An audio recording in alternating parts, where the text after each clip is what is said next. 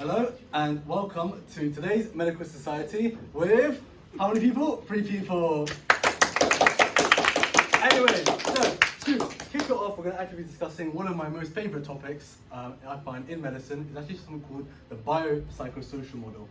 I did an essay once, and one of the essay questions was this: sometimes when the broken bone heals, the trauma continues. And it told me to discuss the biopsychosocial effects. And I was thinking to myself, okay, my broken bone is broken, right? I'll just fix it, it's okay. But what trauma?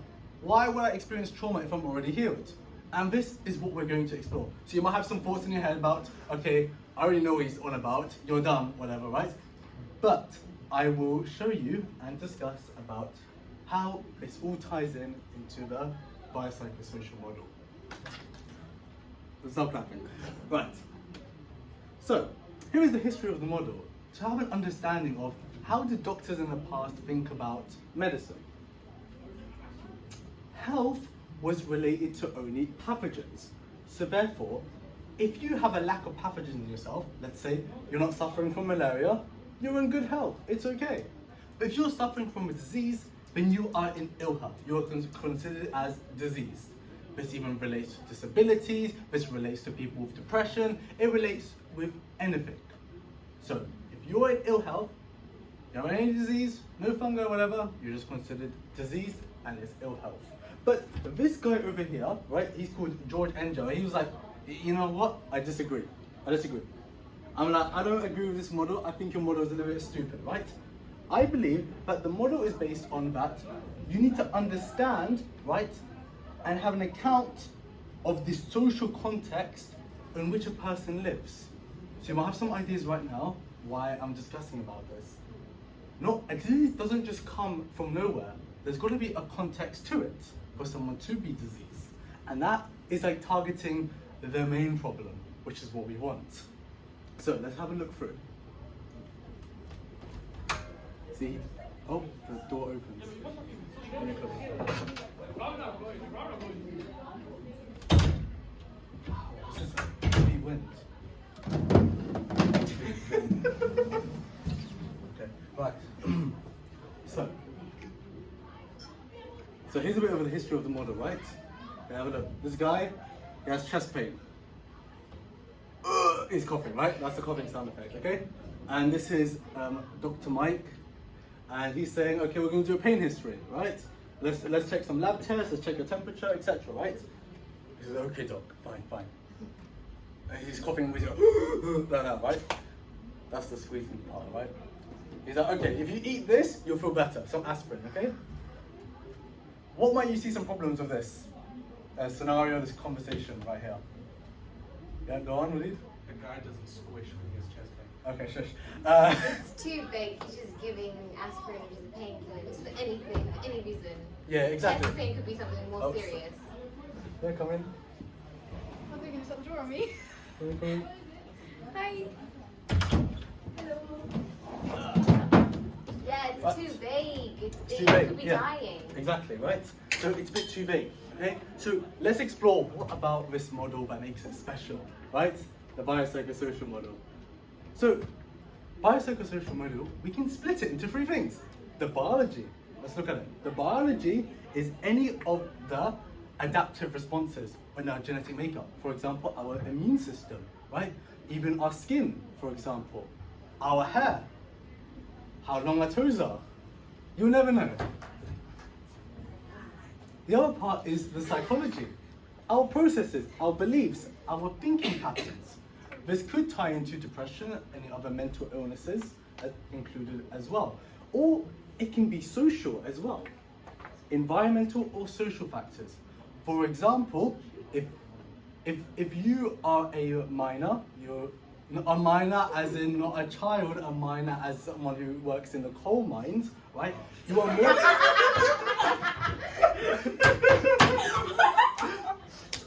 Hear me out, right? A coal miner. A coal miner. Someone who works in the mine is a coal miner, right? So therefore, someone who is a coal miner, right, is more likely to be diseased. They might more likely to get asthma. Is more likely to get any other lung infection. Yes, Walid? Do you have any sources? Irrelevant I would like question. you to go to the coal mines and then come back after 5 years. So, this is the model, right? We look at the social factors, which may help us with the biology, and we can even look at the psychology included. So we're going to look at some examples and see how that all ties in. And it's all about health. See? How it ties it all together like a triangle. So, now Dr. Mike is going to put this into practice. He's learned. He's gone into the 20th century and he's now gone to learn about health. Right? So, back again, right? Oh, I have chest pain. Right? It's coughing. Dr. Mike comes back and he's like, okay, where do you work? Can you tell me your morning routine? And we'll do some standard lab tests. He's like, okay, doc, fine. And he's coughing again. Alright. Now he's saying, okay, follow this medical plan. Stop going to work for 2 weeks. Notice how we didn't even give him aspirin, right? He's saying stop going for 2 weeks. Remember, if I'm a coal miner now, I'm a coal miner, and I was just given aspirin and I go back to the coal mines, is the aspirin going to help me? No. No, exactly, right? If it's not going to help me, why am I giving aspirin? That's just a waste of money now. But this 2 week plan is saying, okay, relieve your stress, relieve yourself from this work, and now I want you to just take a break and see how you're feeling the next day, or after 2 weeks. So here's the health plan, there it is in action. Okay, so here's an example, right? This is called the biopsychosocial model of tibial fractures, which is a bone, right, in your leg, right? So one of the common injury, and it's quite a common injury, you know why? Because it's so thin. If I just bash you with a car, right on your leg, Wow. huh? I throw the car at you. It's a small tall car and I throw it at your leg, Easy. right? 50 miles per hour, your leg is gone. You're not that strong. Abdullah is so strong. Right? So, here are the things, right? So, adapting any of these parts of the model, give me some examples. Shoot, go for it. Go on, let's go. Environment is the car. The car, okay. Whatever, right? Psychology is the pain that you feel. Mhm. After it's all like wrapped up, or you're on painkillers, you might still feel the pain. Yeah, exactly. That is one part, which is psychology based. It can even tie into biology, but it's mainly psychology. Anything else? Some environmental, social factors may impact someone with a tibial fracture. May make it worse, may make it better. They walk a lot, yeah, exactly. That comes into the environmental, social factors. If they walk a lot, it's going to be more painful. They're not going to heal as fast. Anything else? Yeah, exactly. If they have any other comorbidities, which ties into biology, it might make it worse for them. Their job or career, right? If they get a tibial fracture and they go back into boxing, they might break their fibula next. What if they have HIV? We're not going to tie into HIV, okay? Anything else? What's the biology? What does that mean? Biology is anything perhaps maybe immune response, perhaps genetic-based factors. If they Don't drink enough water, okay? If they don't eat enough food, they're never going to heal in the first place. Exactly. Right, so let's have a look through some examples. So one of them is the high risk of infection. If you get a tibial fracture, you're not only damaging the bone, but if you have to damage the bone, you have to get through the tissue, which is the muscles, and you're exposing that. So you're more likely to get other diseases as well. You're going to get lots of pain, see? And you're going to find limping as well. You're going to be like this. Right, that's how you're going to find it. Psychology based. Imagine, right? He was in a car crash. Yeah. That is a big factor, especially in today, right? People are worried about how their leg will look. Imagine you're a boxer, back to the boxer thing, right? And your leg looking like a little lump. You'll feel ashamed. Okay, we're not tying this back into anime, right? Now, imagine you were hit by a car. You'd be scared to even cross the road. You'd be even scared to go back into the same car, right? So people are more likely to suffer from perhaps PTSD, or maybe even just, using the stairs, because maybe that's how they got their injury. And then environmental factors, for example, their job, right? If you are a blue-collar worker, which is mainly in America, like people who go to office, perhaps people doing maybe not some sorts of architecture, perhaps, right? They're going to do a lot of walking, right? Which means that, that's going to impede them in this scenario. As well as this, the psychology also ties into substance abuse. If you are not surrounded perhaps maybe by good people, or perhaps, let's say, you get a fracture, like, oh my god, my leg hurts, right? And then your friends are like, oh, don't worry, smoke some weed, you'll feel better, right? You're more likely to maybe go into substance abuse, and you'll find that in people, right? Depression that leads to substance abuse.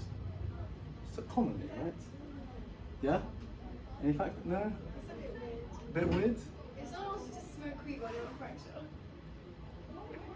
It could happen. It could happen. Wait, what does that have relations to do with So the thing is, They might think the weed is helping them. Yeah, like it's Exactly, it's right? good, But is someone that stupid? yes. Yes. depends on the environment you live in, right?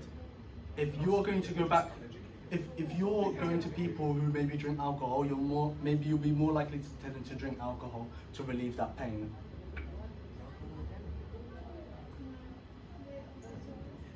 It can tend to relieve pain, same with like weed as well, but long-term consequences are much severe. So, I want to have a little discussion.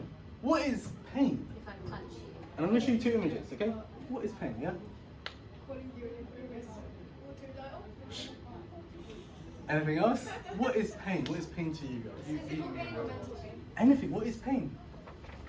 Pain is you. You're a Okay. I don't know what words We are not insulting me, okay? We are discussing what pain is. Pain is like physical pain when you hurt yourself, or Okay. you can be in depression. That's also Yep, pain. that's Your fine. brain. Waleed? Some nerve. A nerve, okay? Is it not like a chemical release signal or something? It can be a chemical release as well. Your biologists too. What's pain to you? Studying for more than 1 hour straight. That is actually a factor. That is going on. So, I wrote something here, right, about pain, right? But I haven't even memorized it. So, I believe that pain is not just physical, but by changing your story, you can change your pain. wow. That's So, inspiration. we can say that pain is directly related to the amount of tissue damage, Yeah.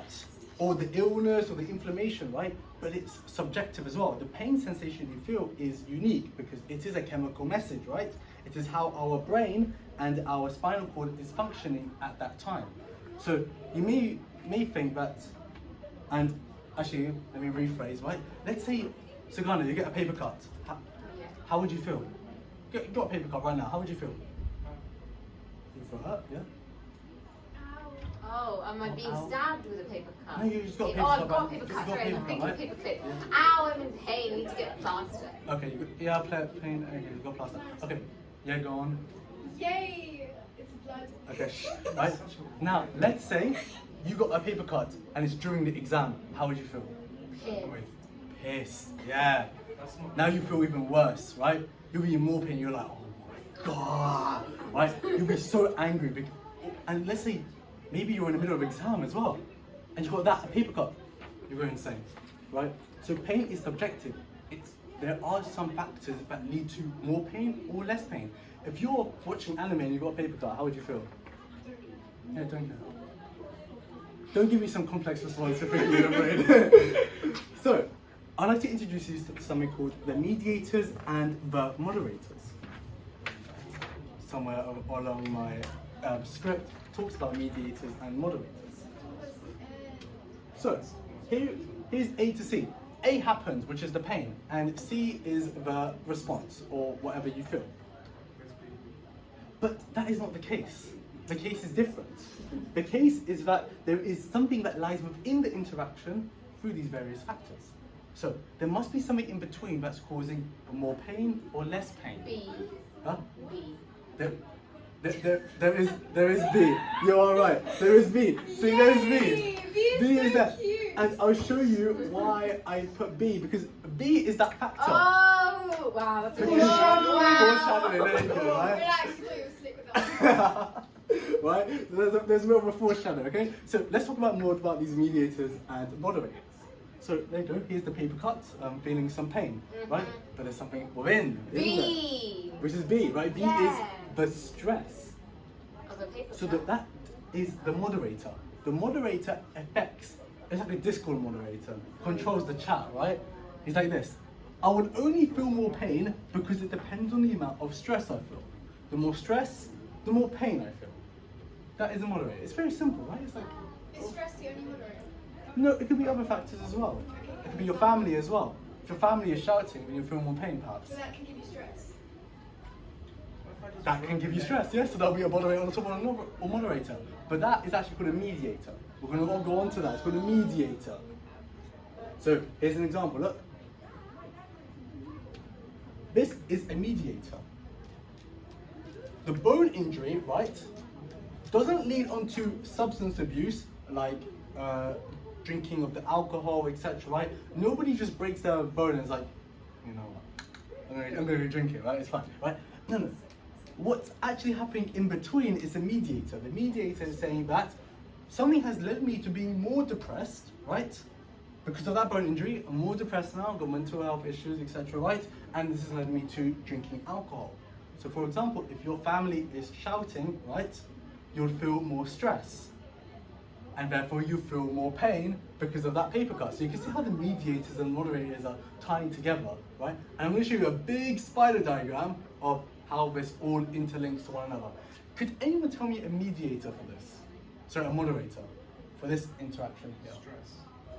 Social media. Social media. That is a perfect one. See? That is a perfect mediator. Perhaps if I go into the wrong side of social media, I may feel more depressed, right? So that is a factor. Bullying. So here, bullying is a factor, right? But bullying is completely something Wait, that. everything leads to alcohol.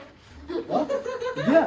Yeah. So Not me, though. wait, let me show you something, right? So just understand this, right? So the dotted lines are the moderators.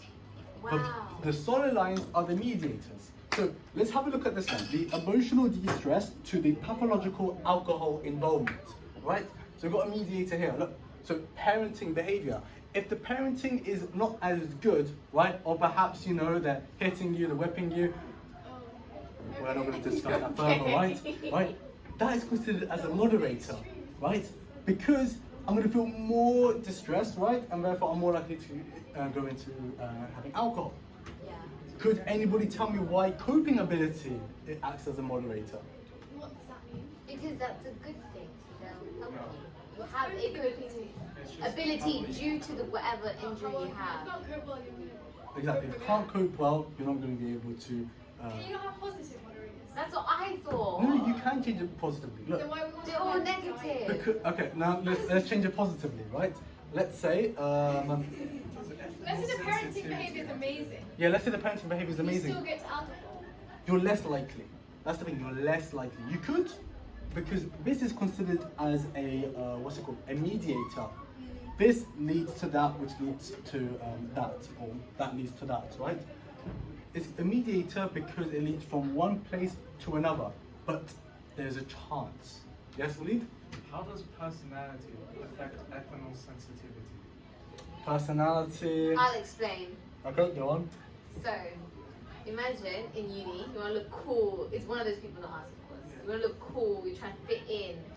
So you're trying to, yeah. Well, not him, I don't think he drinks. And then if you go out with your friends, right, and your friends are all drinking, you want to look cool, you want to keep that personality up. So then when they offer you a drink, you don't say no, because that's not the type of person you are. You say yes to everything. So when they offer you, you drink. And every time you do it, you keep drinking. Then that, yeah. People keep as a personality type that would influence back. But you'll still be just the same. You know what tolerance is? Some people can be more tolerant. Yeah, but that's just mainly genetics. Huh? or abuse. No, it can be personality-wise. If you take more alcohol, you may be less sensitive to alcohol. Therefore, you want more stronger alcohol. It's like, huh? Yeah, that's nothing to do with personality. Your personality is how you behave and act, right? Yes. Your personality doesn't just lead to It all depends lead. how much you take. Huh? Yeah. It depends how much you take. Hmm? Yeah. You can build up a Yeah, so I tolerance. think that's what it means here. But you can be tolerant before that. So you want to take it slow. These are something called mediators, which means one thing leads to another. Personality towards A more alcohol. like, let's say maybe extroverted personality, or perhaps they may be more social or I want to fit in kind of personality. No, not what you're saying, right? Not calling you that, right?